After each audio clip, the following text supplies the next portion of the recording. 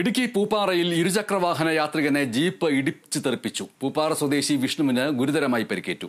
അമിത വേഗത്തിലെത്തിയ jeep മറ്റൊരു വാഹനത്തെ മറികടക്കുമ്പോഴാണ് അപകടമുണ്ടായത്. നിർത്താതെ പോയ ജീപ്പ് ശാന്തൻപാറ പോലീസ് കസ്റ്റഡിയിലെടുത്തു. പരിക്കേറ്റ പൂപ്പാറ കൊല്ലംപറമ്പിൽ വിഷ്ണു മെഡിക്കൽ കോളേജിൽ ചികിത്സയിലാണ്. ഇന്നലെ രാത്രി 9 മണിയോടെയാണ് അപകടമുണ്ടായത്. എസ്റ്റേറ്റ് പൂപ്പാറയ്ക്ക് സമീപത്തായിട്ടാണ് അപകടം നടന്നത്. അമിത വേഗതയിലെത്തിയ ജീപ്പ് മറ്റൊരു വാഹനത്തെ മറികടക്കാൻ ശ്രമിക്കുമ്പോഴാണ് അപകടമുണ്ടായത്.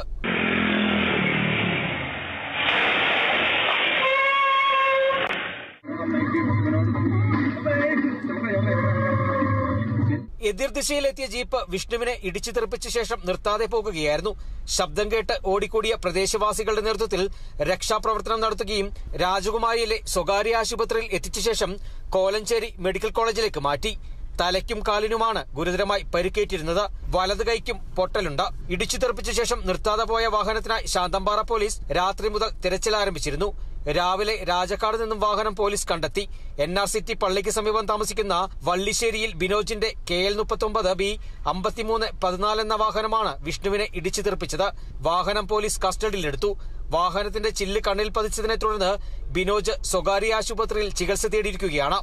Kerala vision news, Idukki.